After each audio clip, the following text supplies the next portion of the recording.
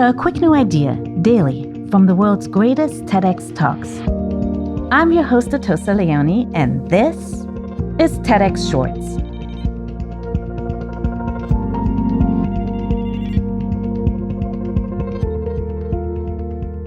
Today's speaker is Michelle Kuo, a lawyer, writer, and educator. As a young teacher assigned to public schools in the Mississippi Delta, Michelle saw the impact of poverty and racial inequality on the communities she worked in. But it was a former student's incarceration that opened her eyes to the ways reading can help us all find imagination, courage, and connection. I went to the Mississippi Delta, one of the poorest regions in the United States. My school, where I was placed, had no library, no guidance counselor, but it did have a police officer. Half the teachers were substitutes, and when students got into fights, the school would send them to the local county jail. This is the school where I met Patrick. He was 15 and held back twice. He was quiet, introspective, like he was always in deep thought. And he hated seeing other people fight. Patrick had just one problem. He wouldn't come to school. He said that sometimes school was just too depressing because people were always fighting and teachers were quitting. So I made it my job to get him to come to school. And because I was crazy and 22 and zealously optimistic, my strategy was just to show up at his house and say, "Hey, why don't you come to school?" And the strategy actually worked. He started to come to school every day. And he started to flourish in my class. He was writing poetry. He was reading books. He was coming to school every day. Around the same time that I had figured out how to connect to Patrick, I got into law school at Harvard. And I thought to myself that the Mississippi Delta was a place where people with money, people with opportunity, those people leave. And the people who stay behind are the people who don't have the chance to leave. I didn't want to be a person who left. I wanted to be a person who stayed. On the other hand, I was lonely and tired. And so I convinced myself that I could do more change on a larger scale if I had a prestigious law degree. So I left. 3 years later, when I was about to graduate from law school, my friend called me and told me that Patrick had got into a fight and killed someone. I was devastated. Part of me didn't believe it, but part of me also knew that it was true. I flew down to see Patrick. I visited him in jail, and he told me that it was true, that he had killed someone, and he didn't want to talk more about it. I asked him what had happened with school, and he said he had dropped out the year after I left. And then he wanted to tell me something else. He looked down, and he said that he had had a baby daughter who was just born, and he felt like he had let her down. That was it. Our conversation was rushed and awkward. When I stepped outside the jail, a voice inside me said, "Come back. If you don't come back now, you'll never come back." So I graduated from law school, and I went back. I went back to see Patrick. For every day the next 7 months, I visited and brought books. My tote bag became a little library. I brought James Baldwin. I brought Walt Whitman, C.S. Lewis. I brought guidebooks to trees, to birds, and what would become his favorite book, the dictionary.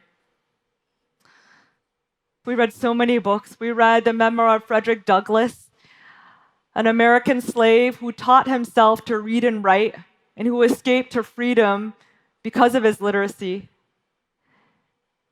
I had grown up thinking of Frederick Douglass as a hero, and I thought of this story as one of uplift and hope. But this book put Patrick in a kind of panic. His favorite line was this line: anything, no matter what, to get rid of thinking. It was this everlasting thinking of my condition that tormented me. Patrick said that Douglass was brave to write, to keep thinking. But Patrick would never know how much he seemed like Douglass to me, how he kept reading even though it put him in a panic.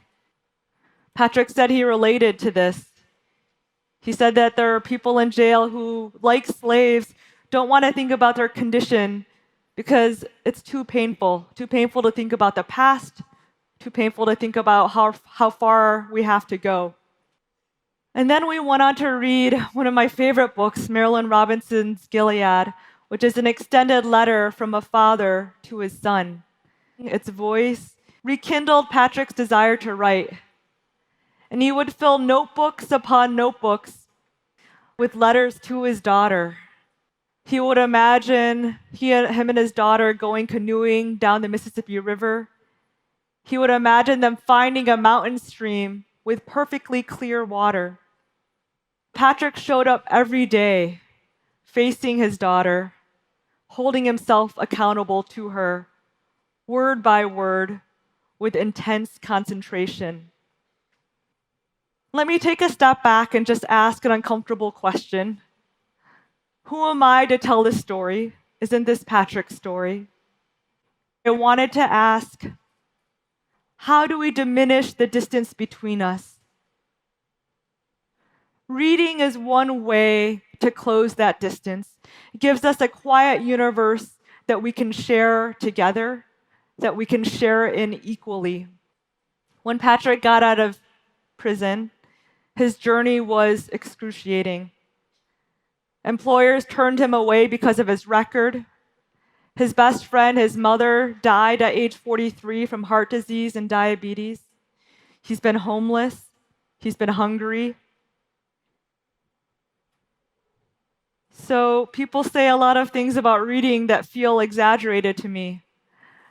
Being literate didn't stop him from being discriminated against. It didn't stop his mother from dying. So what can reading do? Reading charged his inner life with mystery, with imagination, with beauty. Mountain, ocean, deer, frost, words that taste of a free, natural world. Reading taught him his own courage. Remember that he kept reading Frederick Douglass, even though it was painful. He kept being conscious, even though being conscious hurts. Reading is a form of thinking. That's why it's difficult to read, because we have to think. And Patrick chose to think rather than to not think. And last, reading gave him a language to speak to his daughter. Reading inspired him to want to write. The link between reading and writing is so powerful. When we begin to read, we begin to find the words.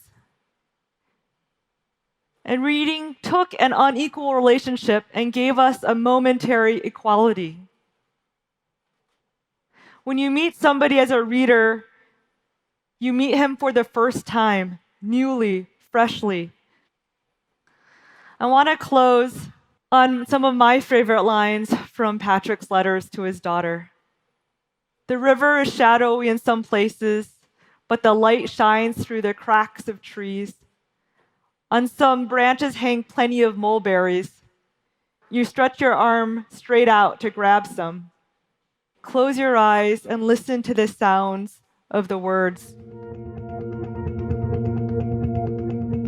The TEDx talk you just listened to was recorded at a TEDx event in Taipei, Taiwan.